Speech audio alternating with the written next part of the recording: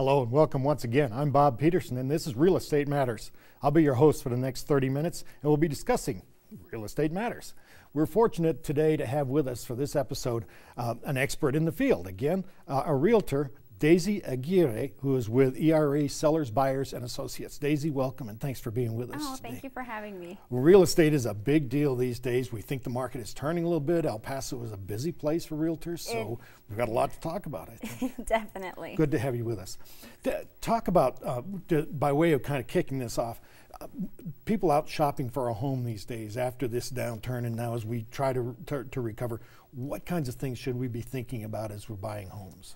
Well, I mean, it kind of depends on where you are in your life. Some people are getting married, some people are having children and are outgrowing their current home.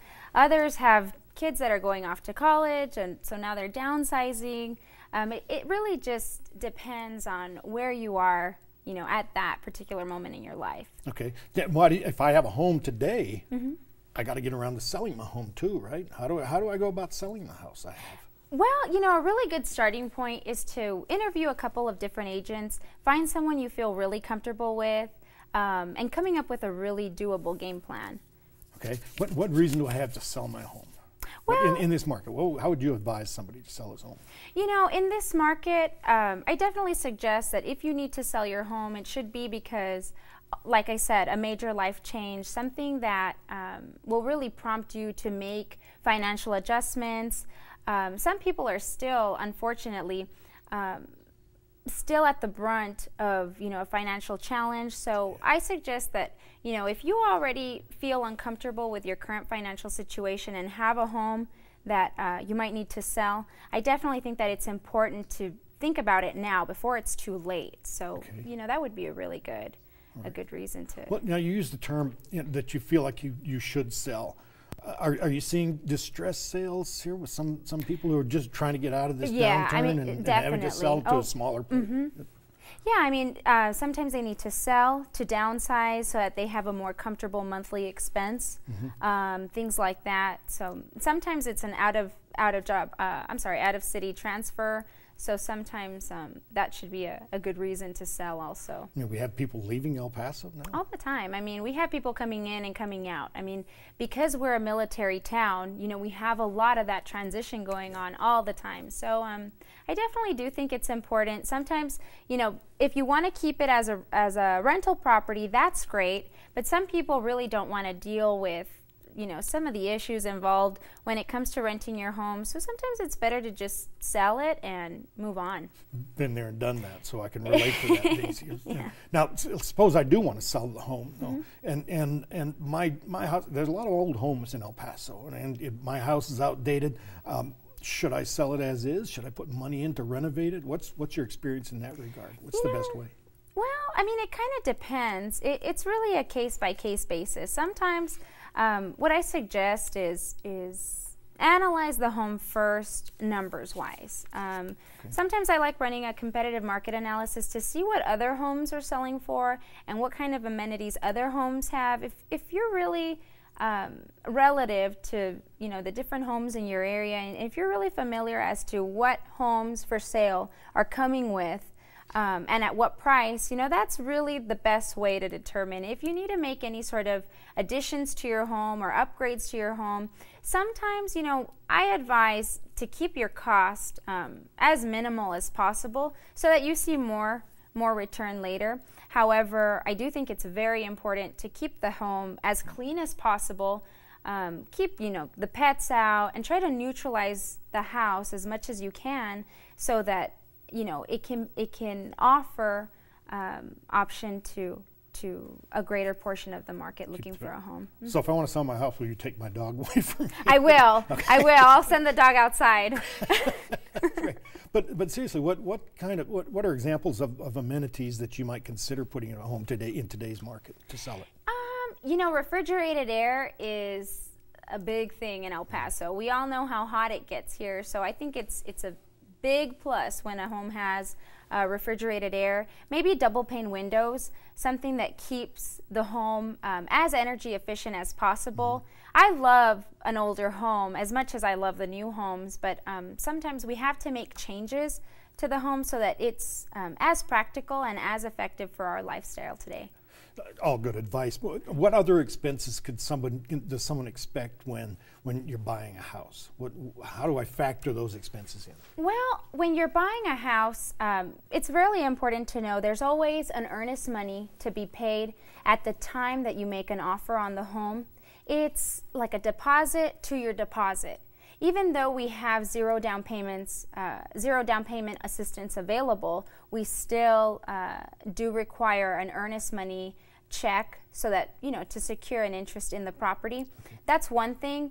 Secondly, I strongly encourage all my buyers to always get a third-party inspection on the home, even if it's a brand new house, so that they have the most clear understanding of the condition of the property before, they're at the closing table. So alongside with that, there's also an appraisal fee. That is a mandatory expense on the buyer side. That appraisal fee ensures that you are not paying more for the property than you should. It's a third-party appraisal ordered from the lender. They go out, assess the property, look at the same comparables that a realtor does at the time of pricing the property. Okay, so that's on the buying side. On the selling side, what kind of expenses would I expect? Outside of, you mentioned the upgrades, if you want to do that. Any other expenses that somebody has to be aware of? Upfront expense, no. I mean, unless it's a case where we need to make some cosmetic alterations to the home up front so that it doesn't cause an eyesore, so that it's inviting to new home buyers. But other than that, upfront costs I don't see very much. Typically, the seller does pay for the title policy, which ensures title to the new buyer. That's important. That is a fee that's involved, but that's usually about, totaling with broker's fees, you're looking at about 13 to 14% of the sale of the property sometimes. Okay, the term percent, I hear this term points too. Tell me what points mean in this whole discussion and negotiation. Well, a point is just 1% of the total sales price that's agreed upon. Okay. So that's a really good. So it's a net sale. Well, the sale price, not including down payments and so on. Right, just right. But you said something about down payment assistance. Are there a lot of people using down payment assistance or zero down or that kind of thing? Oh yeah, and especially in El Paso, it's just so popular these days.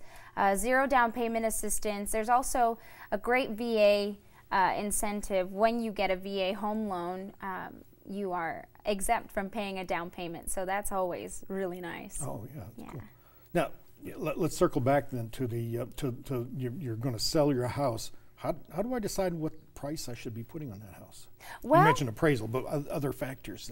Yeah, whenever I sit down with a seller, we talk about, the needs, the desires of the sale of the property, but it's really important to run a competitive market analysis, also known as a CMA. The CMA will tell us what has sold within the past 6 or 9 months, what is currently on the market, and what is pending to close. That's a very good indicator. And I usually, at the time of pricing the house, I try to think like an appraiser so that we don't have any sort of appraisal issues come back during the transaction. Nobody surprises after your first visit. Definitely. Nobody likes any sort of surprises, especially when we're handling such a big transaction. They are big transactions, and obviously one of the things that can happen here is the seller is going to assume some liability for anything that's not divulged in the early going. Is that an accurate statement? Somewhat. Like I said, at the very beginning of the listing, I always have a seller sign off on a seller's disclosure notice. This is a promulgated form from the Texas Association of Realtors and the Texas Real Estate Commission. We are mandated to have every seller sign off on it. And what it is it's a form that gives notice to the new buyer the condition of the property to the best of the seller's knowledge. Sometimes we sell homes that we really don't know what's within the walls, or we really don't know if there's an underlying issue. But as soon as the sale closes, the seller is not liable for those expenses. However, the buyer's agent should always strongly encourage for that buyer to have that third-party inspection so that they have the most clear understanding of the condition of the property. But is there a requirement for that third-party inspection on the part of the buyer? Well, it is not required, but Okay. I've never been involved in a transaction where there is no third-party inspection. So you recommend that kind Absolutely. of thing for a buyer? Every time. Good. Yeah. So we're talking about doing a CMA and maybe appraisal and so on. What's the time frame? How long does this process take typically? Typically 30 to 45 days. Okay. Yeah. Including, well, you have to add the sale of a home to the front end of that, I assume, right? Well, How does that usually work? Okay. Usually what I tell sellers is to expect 6 months, worst case scenario, but it's so important to price the house as accurately as possible and as competitively as possible from the very beginning. That cuts out so much of the waiting game. I know it's a very emotional process when someone is trying to sell a house, so it's really important to come up with a really good, effective strategy from the very beginning so that we don't have this long waiting game. But typically when I price a listing, it's priced to sell within the first 30 days, and then I add another 30 to 45 days after that. Does this, I'm interested in the pricing strategy. You're trying to get the price right, not just so low that it'll sell right. No. I mean, that's the worst thing, to sell it to price it too low. A seller really never wants that. It's an investment, so they always want to see a return on their investment. But I do try to have a heart-to-heart with the seller from the very beginning so that we have a very clear understanding of the market in that particular area. Now, you may not have a psychology degree, but is it normal that somebody really is kind of emotionally driven toward a little higher price? This has got to be worth more than that. Oh, definitely. Kind of Oh, yeah, every time. But, sometimes, just establishing, the ground rules from the very beginning is so important, just because, it's so much better to know something up front than to have a scary surprise, midway through the transaction. Change gears here a little bit. You've settled on a home, and you're working on financing now. One of the terms that comes up here is the VA lending, VA loans. So how does that work, and what's the benefit of using VA loans? Well, I mean, El Paso is definitely a big market for VA house hunters, and one of the benefits, along with being exempt from that down payment, there also is no upfront PMI or monthly PMI. A PMI is a private mortgage insurance. It is applied at the very beginning and throughout the life of the loan. So, I mean, typically it's thousands and thousands of dollars unless you put 20% of a down payment. So when it comes to VA loans, it's so beneficial for them to go ahead and take advantage of this VA eligibility because they're saving thousands over those 30 years. So if you have a VA loan, you don't need PMI? Right. Yeah. Okay. If you have a VA loan, or if you're financing less than 80%, is that absolutely. Right? Yes. You don't need PMI. You don't need a PMI. Okay. Yeah. And just out of curiosity, what percentage of people don't meet those qualifications? I mean, it's a very, very slim. Really? Yes. I would say maybe 5% out of don't need the El Paso buyers. Oh, right. Wow. Yeah. Interesting. Have that much. Does that impact your business? Is it tougher to make the business because of that? Not really. I mean, not necessarily, because the benefit with PMI that mostly no one really knows about this is when it comes to PMI, within 5 years or until you pay 20% of that value down, you can actually take the PMI off. You call the lender, whoever's servicing the loan, and you let them know that you believe that you've made enough payments towards the principal. What they do is they'll go ahead and order an appraisal, and if you have indeed contributed more than 20% to that principal, they just take off that PMI. So there's an end in sight. You can kind of plan on it based how much you put down, what the monthly payments are going to be. And so I kind of let you know at the beginning. 5 or 6 years from now, you'll be able to get rid of that PMI. So I put a smaller down payment down on my house. My monthly payment is going to be larger, right? Not really, Bob. The thing is that with the interest rates being so low, for every $5,000 you put of down payment, your payment is only going to fluctuate about $20. Really? Yeah. A monthly payment? Of a monthly payment. Oh, for crying out loud. Yeah. But now, I think monthly payment can change from year to year, though. How does that happen? Well, it can only fluctuate if your taxes fluctuate, or maybe if you choose to have a higher coverage on your homeowner's insurance, then that can also be reason for your payment to fluctuate. Okay. Yeah. So, but now that's on a fixed rate mortgage. No, okay. Absolutely. Well, this is fixed FHA. In other words, FHA. Yeah, Okay. the interest will not fluctuate your payment. However, your taxes and your insurance might. Okay. Now, you've given me another term there, FHA. What's the difference between an FHA loan and a VA loan? Well, an FHA loan, usually people who are not military or do not qualify for VA, they definitely fall into the FHA category. It's the most popular type of loan that we have right now. It requires a 3.5% down payment unless you're going through a special assistance program where they might offer you more down payment assistance. But typically, that's the biggest difference. And with FHA, you are subject to that PMI. Okay, so you want to go and look at the various funding options funding options before you get into, before you decide on the home. Right. I mean, absolutely. That's always my starting point. You know, when someone tells me, hey, I'm thinking of buying a home, I tell them, okay, let's figure out what your buying power is, and we'll associate that buying power with what's most comfortable for your personal budget. Okay, so you're hitting on another thing here. How do you start this process? And I think we're going back kind of to the beginning of this conversation, but do you tell a friend of yours who's thinking about buying a home, go and find a house and then we'll figure out how to afford it, or let's figure out how much you can afford and then we'll find a house for you? Oh, I always tell them to figure out what their buying power is first. Sometimes we have credit issues we have to take care of, income issues we have to take care of.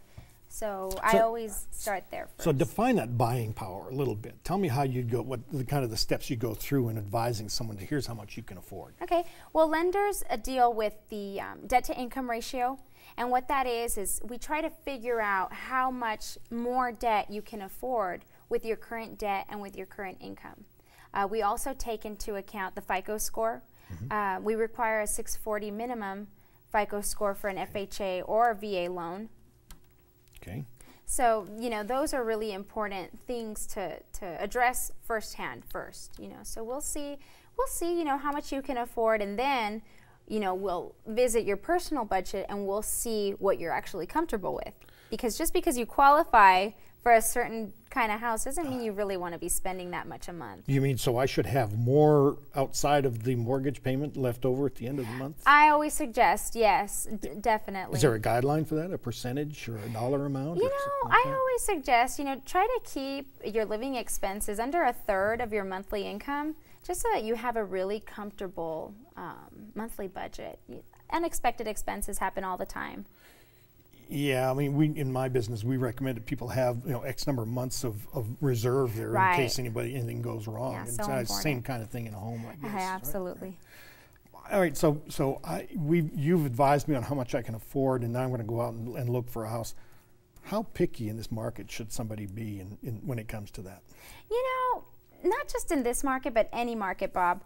I think that, you know, a lot of buyers have come to me and said, I want to see everything. And I tell them, no, wait. You know, let's figure, you know, one thing at a time. The first thing we try to address is the budget. Like I said, what are you comfortable paying per month? You know, usually that will narrow it down really, really easily.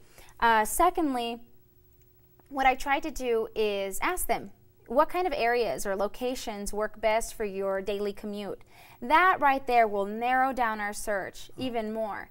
So by the time we get to real specifics like 3-bedroom, 4-bedroom, 2-bath, 2.5-bath, cul-de-sac lot, you know, maybe a corner lot, we've already really narrowed it down. So I typically don't show more than 4 or 5 houses at the most. Really?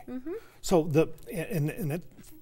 a picky home buyer, you can help them get to that point more quickly if you can sit down and have that conversation. Yeah, I mean, most people, what they do is 87% of home buyers will start online first. So, which is a great tool. However, when you go online, you kind of see everything, and it's so easy to get confused with all these houses that really look alike, but it's so hard to differentiate them sometimes. So, So how many, and that's a really good point. A lot of people, you can go online now and see a lot of the marketplace.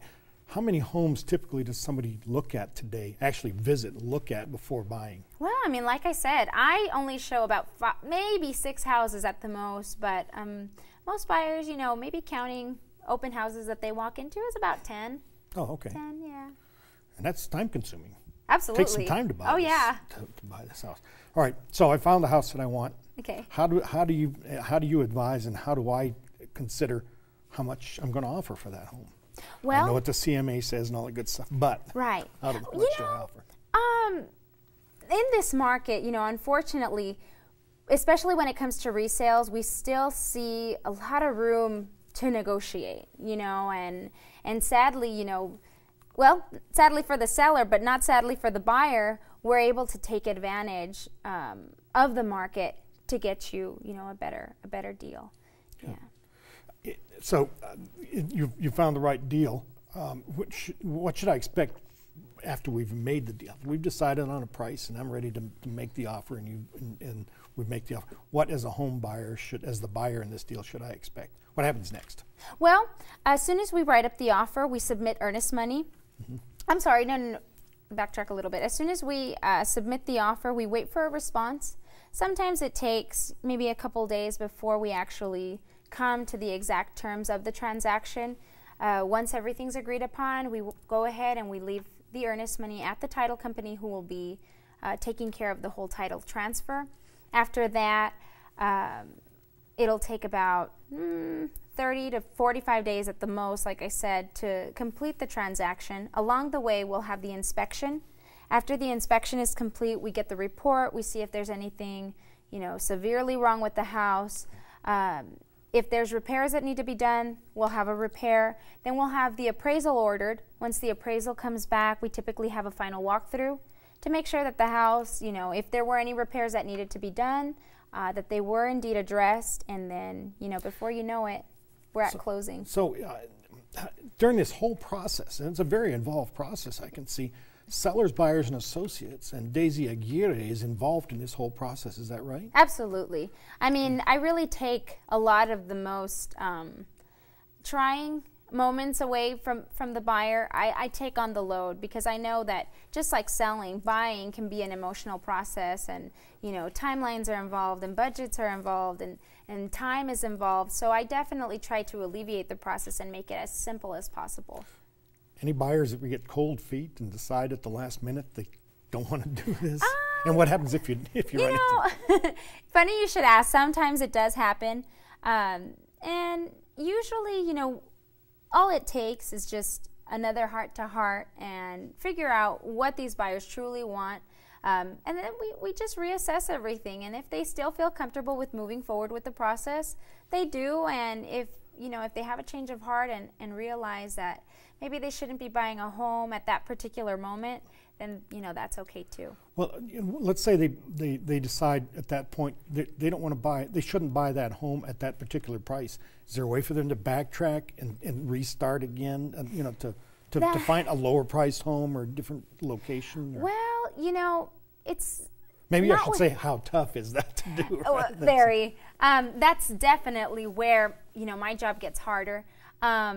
Once we've already established a price and have an executed contract by both parties, it definitely makes it tough to backtrack and go back into negotiation. That's why we try to specifically and very strategically do it at the very beginning. Yeah, I'm thinking of, the buyer's remorse that some people get with big ticket items. Like, what bigger ticket is there than buying a home? Sometimes, yeah, it happens. Do you have a lot of first-time home buyers? Oh, gosh, yeah. Well, I'm 25. And a lot of my friends are getting married and starting families, so I've definitely become... You're right in the middle of that market. Yeah. Now, one of the things that I would, and when I bought the first home that I had was, what if something does go wrong? There are warranties or some kind of assurances that you can get also, Absolutely. Can you not? Explain how that works. Well, when you buy a brand new house, it is just that. It's a brand new house. It's turnkey. Everything's ready. The beauty of that is it comes with a 1-year builder warranty. Typically, anything that happens in the house, craftsmanship, appliances, things that you didn't notice at the final walkthrough, they usually will gladly come in and address any sort of issue that we might have missed, or that even pops along within the first year. After that, the 210 Texas warranty is really popular. What that is it's additional coverage after that first year, and it's still valid in the event that that builder is no longer in business. Oh, so the home buyer has protection regardless of what happens to the home builder. Regardless. Well, Yeah. now you're talking about a home builder and buying a new home. How does all this change if I say, yeah, I want to buy a home and I want to have it built because I want to tell you exactly how it's going to look. Tell me how that works. Well, I mean, like I said, it's such a great thing to start online. There's some great resources online that help us get ideas of what it is you want, but sometimes your current home is the best tool to figure out what you want in your new house, in your custom built house. You kind of make a list of what you already love about that house.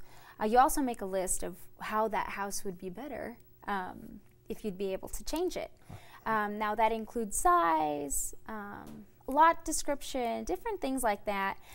Once we've established a really good idea, we also visit a lender, get pre-qualified, find out what our buying power is and how that coordinates with our wish list. Usually I suggest to interview a couple different builders, see who works better, and with the kind of home you want and so on. You can right. pick a builder I mean, usually, sometimes just sitting down and talking with the builder, it's really the best approach. Talking to the builder, finding out exactly, what their style is, seeing if it could possibly work, and then from there, we move forward.